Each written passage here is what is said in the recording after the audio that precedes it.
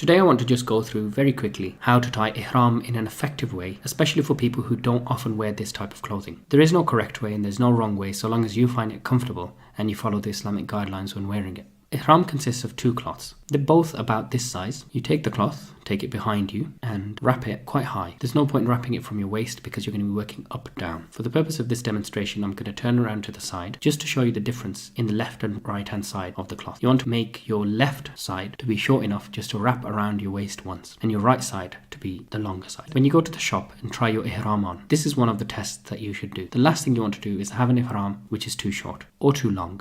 Stand with your 2 feet spread wide apart. This will enable free movement when you have tied your ihram. The other thing to do is push your stomach out as far as you can so that you have breathing space. If you don't do this, you'll find your ihram becomes too tight when you're wearing it. Wrap the left side around you up until it becomes tight around the right side. Then wrap the right side around to the left side, but then stop. Wedge your hand in between and turn the cloth back in the opposite direction until it comes back. Once you achieve this, start folding your ihram, but make sure that you fold it equally throughout. Most likely you have to wrap it 2, maybe 3 times.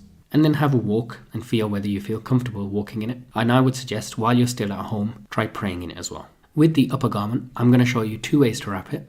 One is the common way of wrapping it when you're normally wearing ihram, and the other way is how to wrap it when you are praying. When praying the 2 nawafil after the tawaf, the sunnah is to wrap your ihram such that both sides sit equally on your shoulders. But generally in the days of Hajj, when you feel quite hot, what you'll find is this is an effective way of allowing some ventilation into your clothing. The common way of wrapping ihram outside of the prayer is to make the left hand side short and the right hand side long, and then to throw the right hand side of the cloth over the left shoulder. However, when you pray, you might want to adjust your clothing because if this does fall off, it can become quite troublesome. When you're doing tawaf in Umrah, you'll have to take your right shoulder out. Very simply, instead of taking your cloth over your shoulder, take it under your shoulder and then wrap it over your left arm. I also just want to go through some of the mistakes that people make.